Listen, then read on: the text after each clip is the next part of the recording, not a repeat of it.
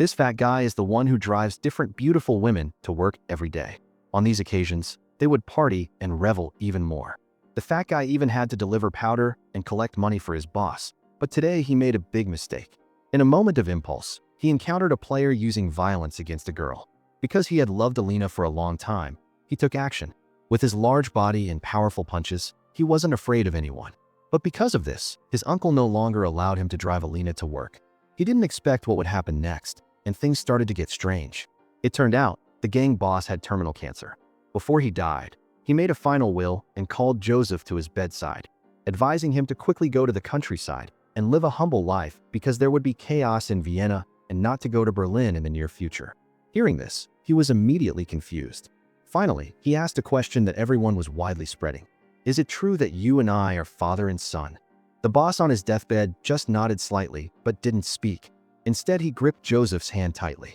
It turned out he was the illegitimate son of a gang boss. So what fate awaited him next? At this time, the uncle wanted to take over the business, but lacked the boss's signature. But before he died, the boss was still thinking about a big business deal. It turned out they were looking for a gold coin minted during the reign of Catherine the Great. Its value had reached 3 million euros. Initially, it was collected at the Berlin Museum. However, it was stolen by two reckless young men. Now someone knew where the gold coin was, and had even worked out a perfect heist plan.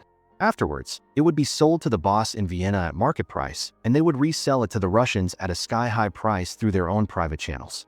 If this desire could not be fulfilled, it seemed the boss would never sign until he died. So the uncle threatened that Joseph had fallen for the beautiful prostitute named Alina, and at the same time sent him and another person to Berlin to make a deposit to support the completion of the mission. However, things were not as simple as imagined. In the Berlin theft crew, there was a key figure who was also a talented safecracker brought in from the outside. His name was Charlie. He had been in prison for a few years for breaking doors and picking locks, but now he had changed his ways and had a happy family. But the theft crew found him again because there was no second person who could open the safe where the gold coin was kept.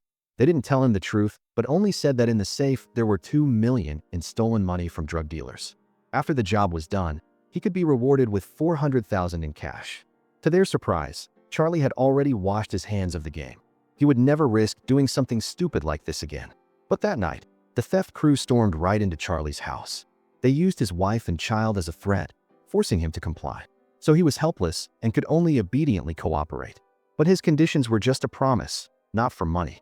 First, they were not to carry guns and not use violence. Second, afterwards, never harass him and his family again.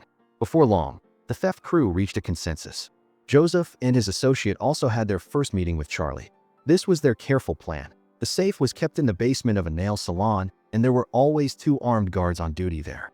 On the surface, this was difficult, but after studying the architectural drawings, they were surprised to find that those buildings once shared a common basement, which was only later separated by walls.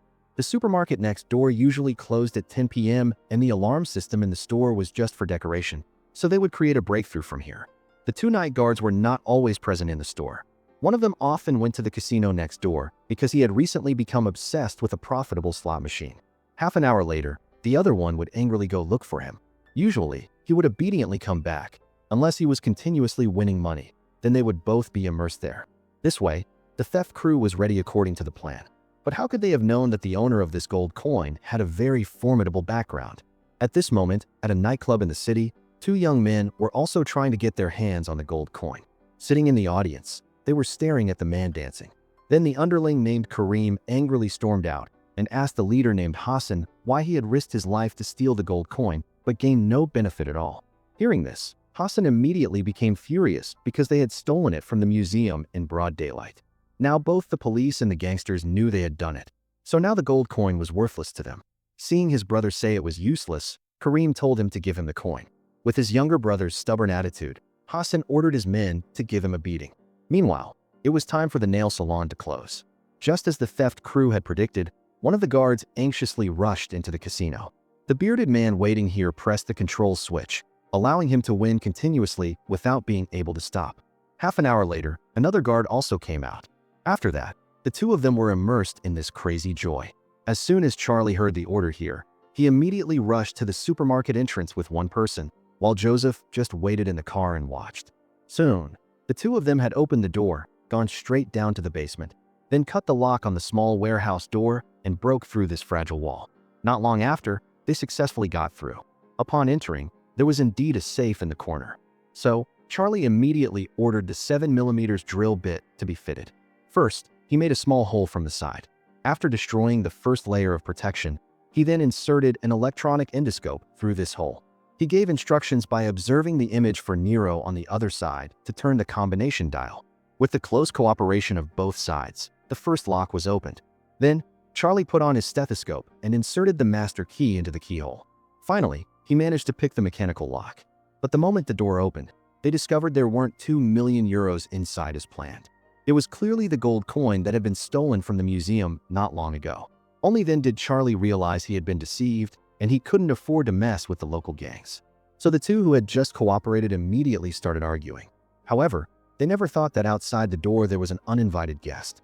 It was Karim, who had just been severely beaten by his brother. So, he was so angry that he wanted to get his gold coin back tonight. After a friend of Karim's learned of this, he quickly drove over. Meanwhile, Joseph, observing from the side, spotted him and immediately notified everyone. But inside, Charlie and Nero were still arguing loudly. By the time Karim got down to the basement, he saw the lock-picking tools scattered on the ground. At this moment, Nero had silently appeared behind him with a gun, but Karim showed no fear when facing the gun. With his brother's gang power, he simply didn't believe anyone would dare to touch him. At this critical moment, Charlie unexpectedly knocked him unconscious from behind. Then, the two of them hastily packed up their things and left the scene. But unexpectedly, this Karim fellow woke up very quickly. When he caught up with them outside, he stabbed the unlucky Nero, who was walking behind, multiple times. He endured the intense pain and immediately raised his gun to fight back. At that moment, both of them had fallen. Charlie quickly dragged the shot Karim to the side. He still wanted to do his best to save him, but the other man struggled and said that his brother would avenge him. The scene was now even more chaotic as the two guards returned.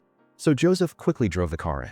The severely injured Nero tried to crawl into the car, but there was no time to pick up Charlie on the other side. So he used his gun to force Joseph to drive away quickly. At this time, Karim's friend had just arrived. Seeing this, Charlie quickly stood up and ran away without daring to look back. He knew at this moment, his good days with his family were over. To find an escape plan for the whole family, Charlie contacted a former cellmate of his named Rami, because only this man would dare to help him and his family in their time of need. When Charlie looked at the gold coin in his hand, he came up with a plan to saw open the heel of a shoe and drill a circular groove. Then, he hid the gold coin inside, finally gluing it back securely.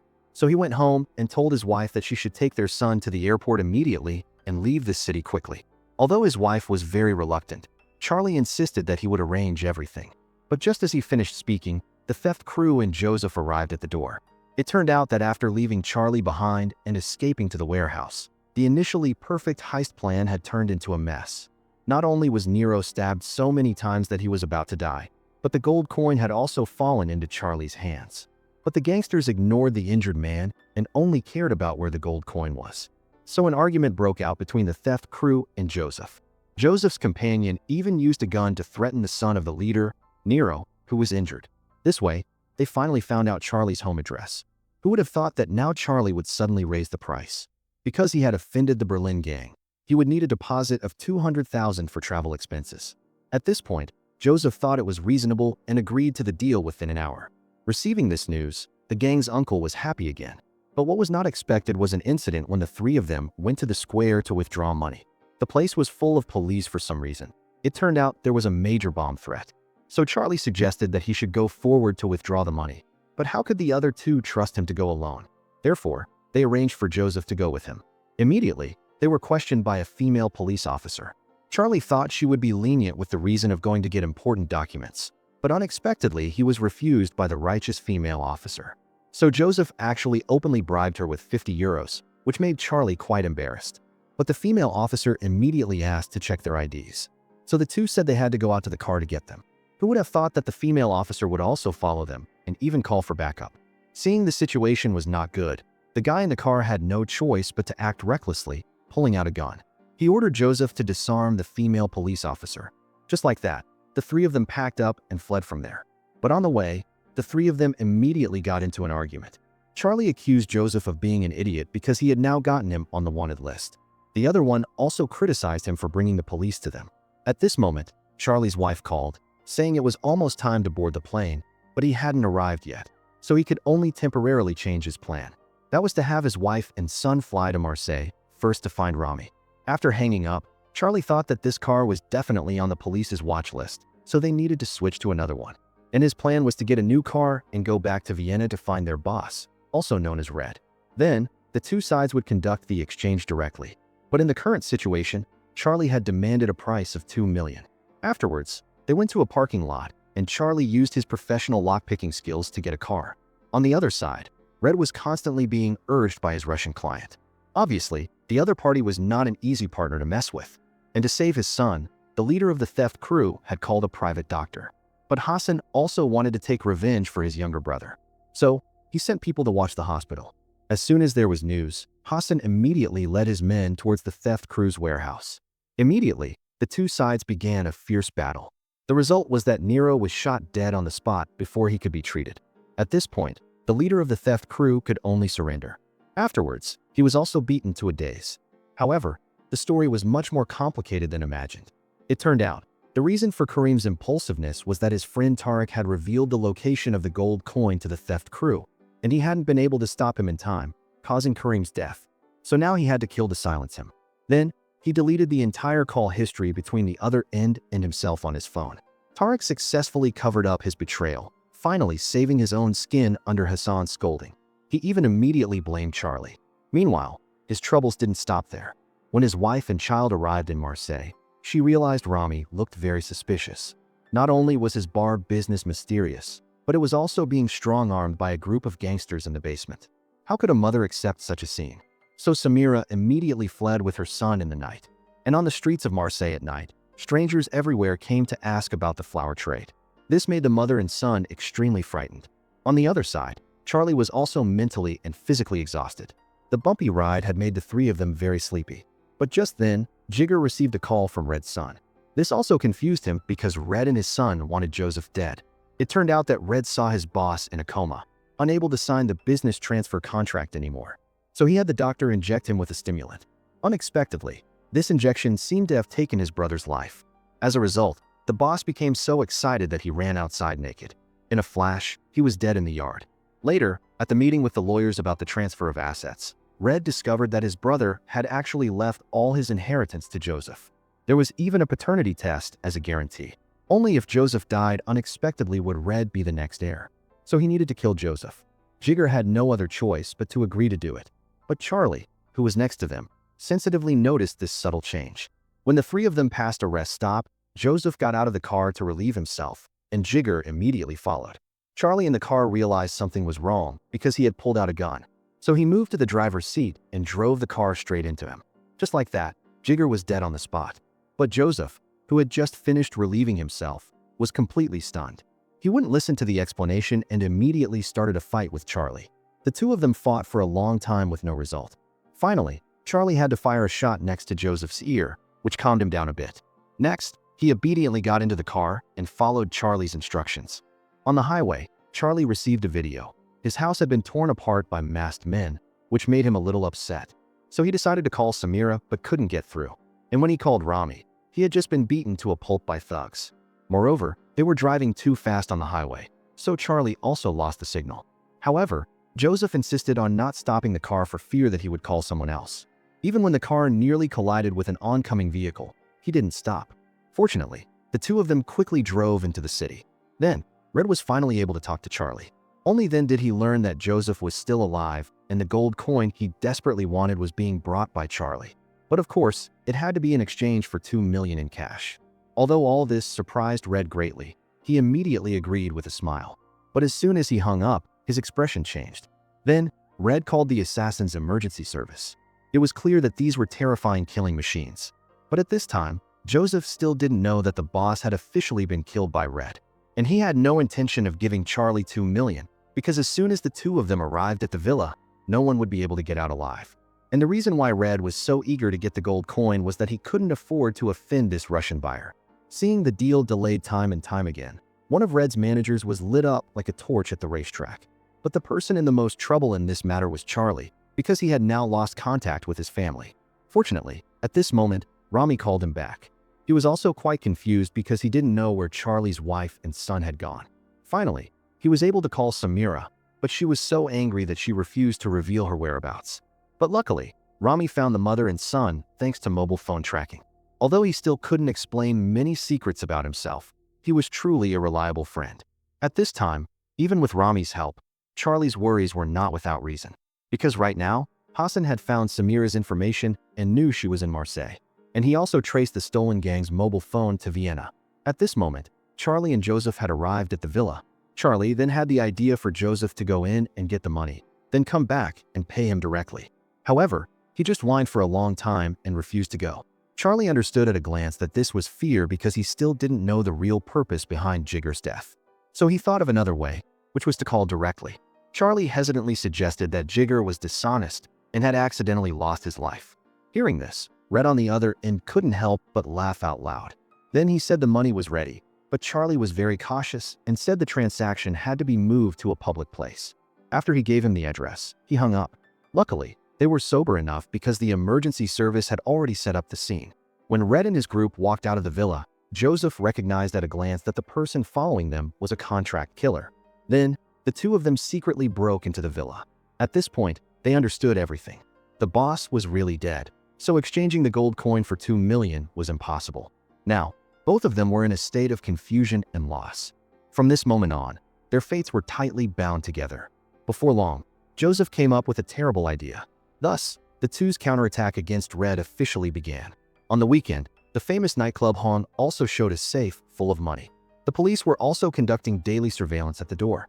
They saw Alina walking out the door with a black bag in her hand. It turned out she had been sent as an escort to the nightclub. Then, Joseph went to meet Red alone.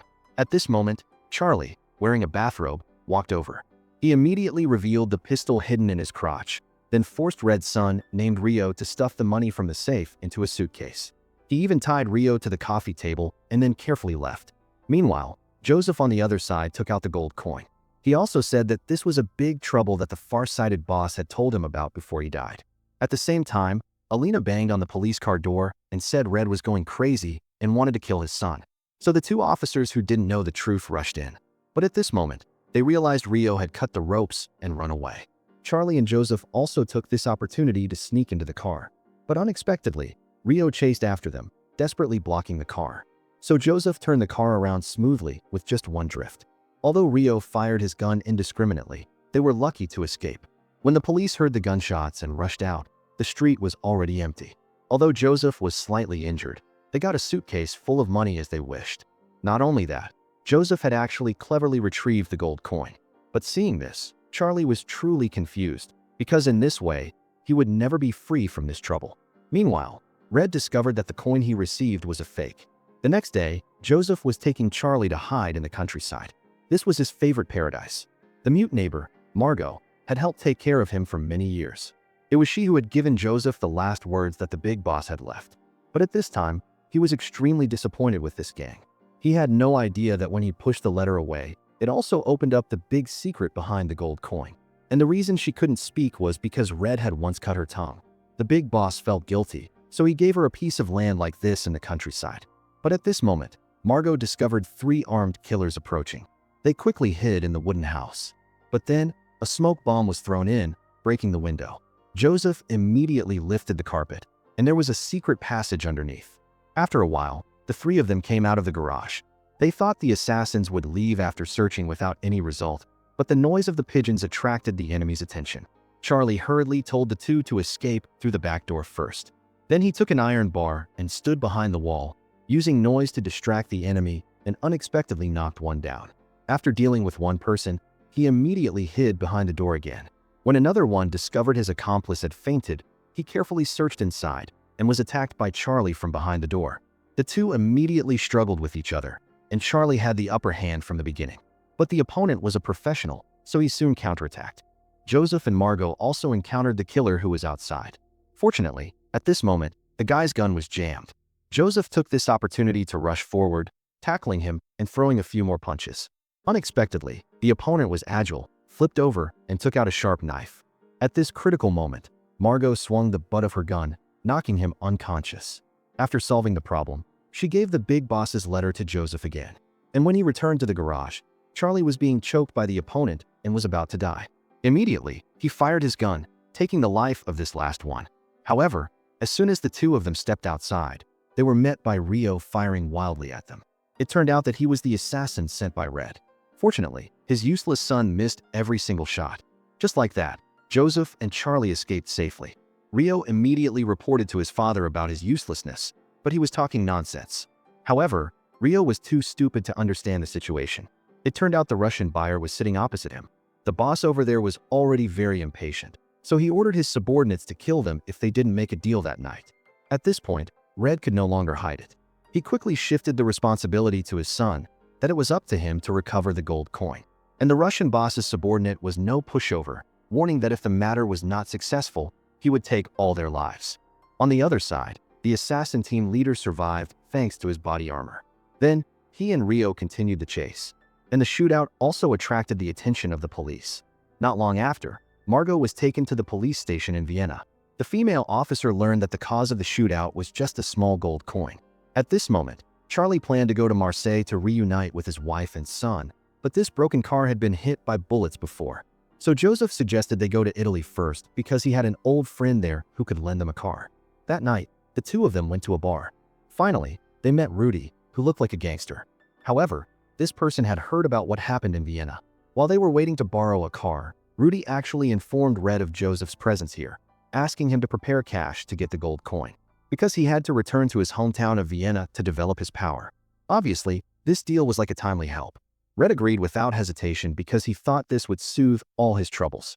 Unexpectedly, at this time, the female officer Nina came to the door, and her appearance also solved the mystery of the buyer. It turned out that Nina had also come to demand the gold coin. She also knew that there were only 3 such imperial gold coins in the world, and the Russian boss already had the other 2. But the opponent was always ruthless with sellers. Red would sooner or later die at the hands of his rival. But as long as the gold coin was handed over to her, from now on he could comfortably stay away from all troubles. However, Red angrily asked Nina to get out of there. Only then did she know that the Russian assassins had been hiding here for a long time. As soon as she stepped outside, Nina immediately called the Cobra Special Forces in Vienna. Meanwhile, Charlie had discovered the secret deal between Rudy and Red, but he was knocked unconscious from behind by his men. Then it was Joseph's turn to be brutally beaten. Thus, all the stolen money was confiscated by Rudy, and the gold coin would become a powerful bargaining chip for him to return to Vienna to develop. It turned out that because the big boss was also Joseph's father, he had to leave the group and go to Italy. Knowing that he had quit drinking and was sleep-deprived, Rudy immediately tormented him. If he didn't drink, he would shoot Charlie in the head. With no other choice, Joseph had to do as he was told. But at this moment, Charlie took the opportunity to use his expertise to secretly open his handcuffs. And after Joseph was given a bottle of wine, he couldn't stop laughing. Then he headbutted Rudy and broke the iron pipe with his strength. At this moment, Charlie also stood up and attacked his men. Soon, a fierce hand-to-hand battle took place. Unexpectedly, Joseph, stimulated by alcohol, turned into a bloodthirsty fighter. He went so crazy that he strangled his opponent to death. Charlie also dealt with the big guy with just one blow. When Rudy vaguely regained consciousness, he was hit on the head with a wine bottle from behind. The two of them didn't expect to have settled the battle like this. But as soon as they went outside, they discovered that even the old car had been stolen. At this moment, a small gangster happened to come here to cause trouble, but he was knocked down by Charlie with just a few moves. Then he quickly picked up the knife and forced his teammate to back away. Joseph even asked for his bottle of wine. Then, Charlie snatched the motorcycle keys and called for Joseph to run. But the guy vaguely returned to the bar, to Charlie's astonishment. At this point, he really didn't care anymore and ran away first. But halfway through, Charlie stopped. After hesitating over and over again, he decided he couldn't abandon Joseph. At this moment, the guy was feeling that life was meaningless and was chugging down bottle after bottle of wine. Just then, the gang brothers of the guy who was beaten up came looking for them. They immediately found Joseph and started beating him up. But unexpectedly, he went crazy, felt no pain, and fought back. Whoever's head he grabbed, it was as if he would beat him to death. Even when 3 or 5 guys held him back, Joseph could break free. He didn't even feel the dagger that pierced his body. He then pulled it out and fought on. But a lion still can't withstand the siege of a pack of hyenas. Joseph finally lay on the ground. By the time they walked out of the door one by one with bruised faces, the assassin and Rio had also arrived. At this moment, Joseph was still calmly sitting and drinking. The assassin pointed his gun at him, but he no longer cared about anything. When Charlie returned, he recognized that truck, so he could only enter from the back door. Unexpectedly, as soon as he entered, he was discovered by the assassin. Charlie quietly went around behind the pillar, knocking the gun out of his hand. But the assassin immediately grabbed a wine glass on the table to fight back. Meanwhile, Joseph seemed paralyzed and didn't want to do anything, and Rio's poor marksmanship posed no danger. So he turned to point his gun at Joseph. But with an indifferent attitude, he threw a punch and knocked Rio down. Then he turned back to see Charlie being choked by the assassin. So he picked up an iron bar and directly hit him on the head, sending him to meet his ancestors. This way, the two of them once again cooperated to resolve the battle. But then Joseph wanted to continue drinking. So Charlie helplessly carried him away from there and took Rio's car to escape. But while driving, Joseph wanted to get some fresh air to sober up. Who would have thought that he would suddenly have the idea of committing suicide? Seeing this, Charlie quickly jumped into the sea to rescue him. Fortunately, he managed to pull Joseph to shore in time. After Charlie's encouragement, he agreed to open the letter left by the big boss. And the secret of the gold coin was finally revealed. It turned out that all of this was his deliberate plan to tarnish the gangs in Vienna, because at that time, he had read a report about a robbery. At first glance, he recognized it was Hassan's people who did it. So he promised that as long as Red could get the gold coin, he could inherit all his assets. And he knew that Hassan's gang hated being stolen from the most. Not only that, the big boss led the Russian gangsters to this place. Then there would always be ruthless characters appearing, and the big boss could ask that person to finish off Red and his son because they were not worthy of ruling Vienna. But at that time, the world would surely have a major upheaval. That's why, before he died, he asked Joseph to return to the homeland he had prepared beforehand. He also left all his inheritance to him. Finally, Joseph regained his faith because of everything the big boss had done for him. And at this moment, in Red's nightclub, the Russian assassin was waiting for news from Rio on whether he had gotten the gold coin. Suddenly, Red's phone rang. But before Rio could finish speaking, Red immediately hung up the phone. Soon after, two strong men stood by his side. Obviously, the Russian boss's subordinate couldn't report anything to his boss. Seeing this, Red immediately discussed favorable conditions for both of them. However, he took off a sock and put his foot on the table. It turned out that this alarm bell tattoo was a signal to refuse the deal. Then, he stuffed the sock into Red's mouth and a usual torture session began. Meanwhile, Nina and her associate outside the nightclub could no longer sit still, because if they kept waiting like this, Red would surely lose his life. Therefore, in the name of the highest-ranking officer on the scene, she ordered the Cobra unit to immediately rush in and arrest the subject. Just as Red's life was being threatened, the police stormed the nightclub. At this time, Red also knew for sure that the special police force would come, so he told the leader that only if he was alive could they leave this place. So the two of them hurried out the back door. On the way, Red, who was not prepared, had already pulled out a knife. Suddenly, he turned around and stabbed the opponent directly in the neck. This way, Red escaped the pursuit of the Russian henchman. After that, Red left a voice message for his son. At this moment, Hassan appeared and knocked him unconscious. Not long after, Red was taken to a small forest. He didn't understand why Hassan asked him to take off his clothes. After all, he was also a powerful figure in this Vienna. But now he was being humiliated and beaten by Hassan. But Red also did not forget to laugh at the opposing group, a family that was supposed to be united as one but had a traitor inside. Unfortunately, these were also the last words of Red's life. Because after that, Hassan was very angry and attacked him brutally until he died. Nina did not find Red in the nightclub but discovered that the Russian's henchman had died. Then, she asked Alina about the whereabouts of Joseph, who was holding the gold coin. Under this pressure, she said he was in Marseille. But because of the act of storming the nightclub without orders from superiors, Nina was now temporarily suspended from her duties. So she took this opportunity to rush to Marseille without any hesitation. After hearing his father's phone message, Rio did not dare to return to the nightclub. Instead, he stunned a person with a taser and stole the car. His target was also to go to Marseille. And now, all forces are converging on one location. But at this time, the Berlin gangsters had chased them here. They had bribed the Algerian gangs in the northern areas, thereby mobilizing all their manpower to find out news about Samira and her son. Their tracks were quickly traced. With the timely help of Rami, the mother and son were lucky enough to get into the subway station. Then, Samira used her status as a veterinarian to buy some anesthetic drugs. When she returned to the hotel, she had prepared the medicine in some syringes. It seemed this was the best self-defense weapon without killing anyone. However, This scene was accidentally seen by her son. At this point, Rami suddenly came to visit them. He even hurriedly told them to pack their bags and evacuate. But now Samira didn't want to leave because she was waiting for Charlie to find her. Rami became annoyed, saying that he had paid a great price to protect them. But Samira seemed to have seen through his trick. Just as the two sides were arguing, the son went into the room and took a syringe. Then, taking the opportunity of Samira knocking Rami down, he stabbed the needle into the back of his neck. Just like that, Rami was immediately anesthetized and fell to the ground. Immediately after, Samira hurriedly dialed her husband's phone number. Fortunately, Charlie was not too far away. But at this moment, there was suddenly a knock on the door. It turned out that Sharif of the Northern Gang had come to the door. Seeing this, Samira used her bed to block the door. She thought this was still not safe, so she used a chair to block the doorknob as well, then rushed into the bathroom with her son and escaped out the window. And when Sharif got inside, the mother and son had already climbed onto the roof. However, they still couldn't escape the danger. When the mother and son climbed down the stairs and opened the window of another building, Sharif heard the noise and hurriedly chased after them. Charlie on the other end of the phone told his wife that there were definitely soldiers guarding the intersection outside, so the two of them should not run out onto the street. Instead, knock on people's doors and ask for help.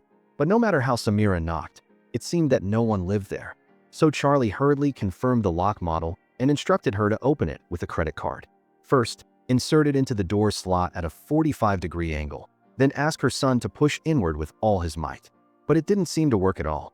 And at this time, Sharif didn't see anyone on the street, so he went back to the building.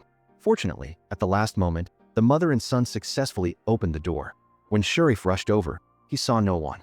With no other choice, he had to leave angrily. However, he did not give up and went back to capture the unconscious Rami. But the next morning, there was another incident. The owner of the house had actually returned in a drunken state. While Samira was about to explain, he screamed and ran out into the street for help.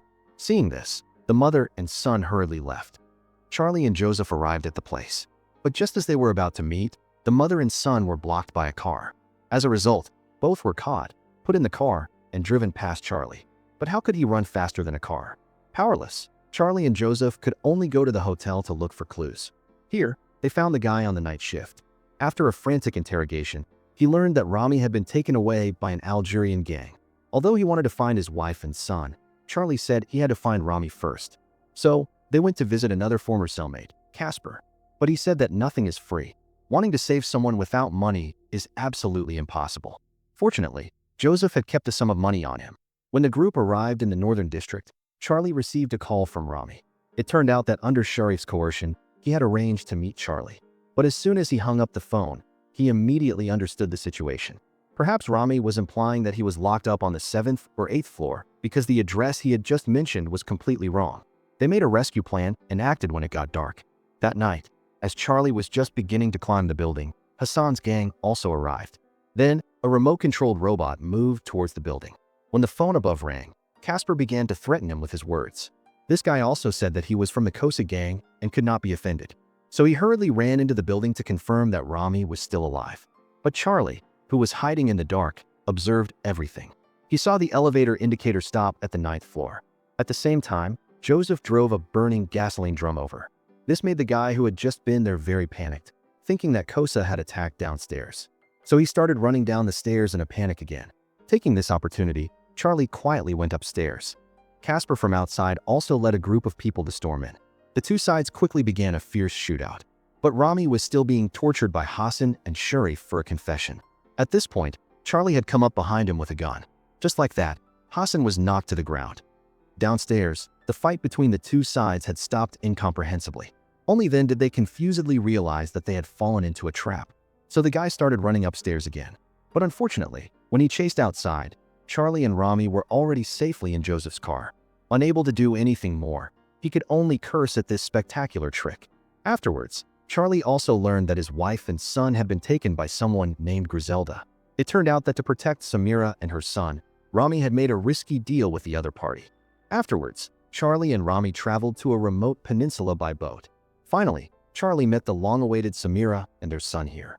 Meanwhile, Joseph was wandering around not knowing what to do. So he came up with an idea to stuff the gold coin into a paid telescope.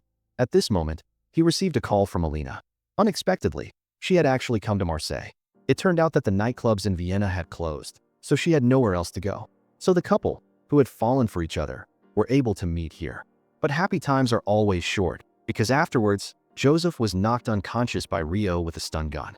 Then, Rio used Alina to threaten Joseph into revealing the location of the gold coin.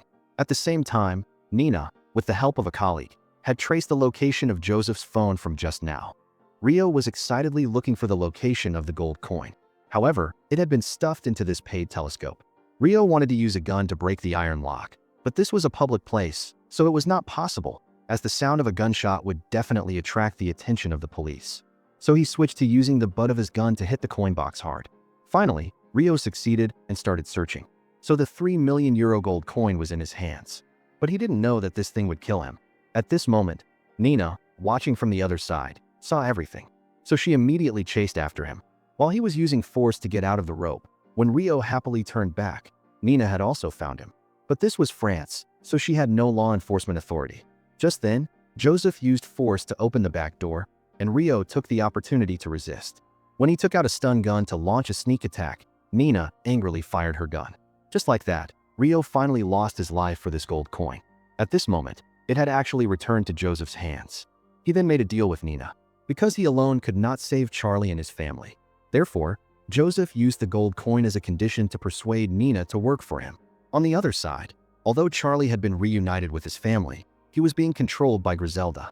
It turned out that Rami had made a deal with her to ensure the safety of Samira and her son, so he had to agree to steal a ton of white powder that had been seized by customs. Now it was time for them to fulfill their promise, and the drawings from the government's internal affairs office were ready. But unexpectedly, as soon as he finished explaining, he was killed by Griselda. Charlie was immediately confused because this family was even more ruthless than the Berlin gang.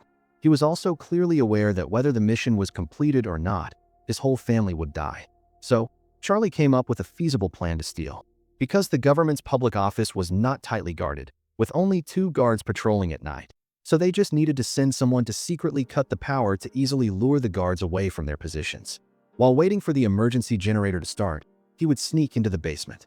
With his skills, he would certainly have no problem opening the security door. Then, he would flush all the white powder down the toilet, and at the same time, arrange for people to collect it from the sewer pipes below. After hearing this plan, Griselda immediately ordered her people to prepare the tools and act the next day. That night, Charlie used the phone found on Rami's body to secretly contact Joseph, preparing a rescue team outside with door opening and lock-picking tools. The next day, they were indeed fully equipped. Just like that, Charlie's theft and rescue plan began at the same time. First, he needed to lead everyone to the maintenance entrance of the underground pipe network. Next, Joseph followed closely behind. Waiting for them to open the manhole, he began to copy the key that the guard had left in his clothes. Then, he hurriedly remade it and put the key in a prepared ball. After that, he went to meet Nina, who was observing from outside. As soon as Samira received the message, she immediately winked at her son. So he delivered a powerful kick that sent the ball flying into the bushes. And when the guard went to look for it, Joseph threw the ball with the key in. This way, the mother and son got the door key. Soon, it was dark, and Charlie also began to act. Joseph had also gone to the agreed-upon location. When the lights were successfully cut, the 2 guards went to check the backup power source. Through that, Charlie quickly ran to the door, flexibly bypassing the barbed wire fence. But he did not go into the police station. Instead, he waited until Griselda's henchmen rushed down to the sewer to collect the wastewater. Then Charlie quickly ran towards Joseph, who was waiting for him. Although the alarm was triggered, he could still climb out of the fence with his skills. As soon as he got into Joseph's car, the 2 of them sped away. Afterwards, Charlie called his wife. But unexpectedly, the copied key got stuck at a critical moment. No matter how hard Samira tried, it didn't work, and on top of that, the phone suddenly ran out of battery. When Charlie and Joseph arrived at the front of the villa, the mother and son had originally walked towards the door without anyone noticing, but they were still stuck in the cell because the key didn't match. At this moment, the son suddenly remembered his father's magic trick. So he used his shirt to polish the edge of the key, then tried to open it again. And this time, it actually worked. At the same time, Charlie had also opened the back courtyard gate. While Joseph waited outside, he would sneak in to save them. At this moment, the mother and son had stepped out the door without Griselda noticing. But the sound of the door closing behind them made her a little suspicious.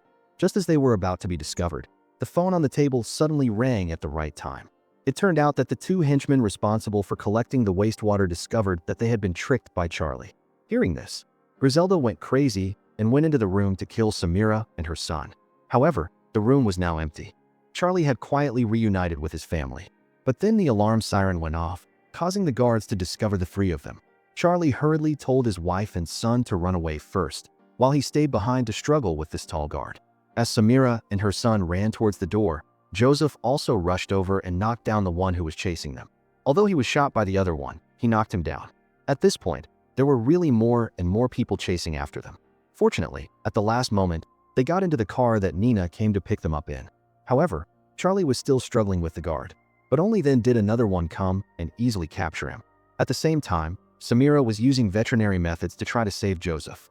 On this side, Griselda happened to capture one person, who was Hassan of the Berlin gang. It turned out that Hassan had just discovered that the insider was Sharif, so he had taken care of him. Then, he tried to persuade the remaining ones to use force to level the Griselda family's villa. This way, he could kill Charlie and avenge his younger brother, and even become the sole ruler of the underworld in Marseille. However, Hassan was betrayed that very night, because Sharif's henchmen had already received a commission from the Griselda family. And at this moment, both of them had become prisoners. So Griselda demanded that they play a game of life and death to choose one of the two. Before long, they were chained together. Only the one remaining in the duel could survive. Because Hassan had a grudge against Charlie for killing his younger brother, he tried his best with ruthless punches. Just like that, the two of them rushed at each other violently. If they were not careful, they would lose their lives immediately. But clearly, youth helped Charlie gain the upper hand. But at this moment, he told Hassan that they were facing the #1 daredevil. Even if he were the winner, he couldn't get out of here alive. At this moment, Hassan also implicitly understood Charlie's meaning. At the critical moment, the two of them ran towards the cliff together and jumped into the sea below. And this is the end of the first season of the addictive German gangster series. Clearly, Charlie returned to Berlin with Hassan, and they looked at each other and smiled. At this moment, the knot in his heart had been untied. And Joseph had also fulfilled his promise to give the gold coin to Nina so she could exchange it with the Russian gang boss. Let's all look forward to the second season of the series.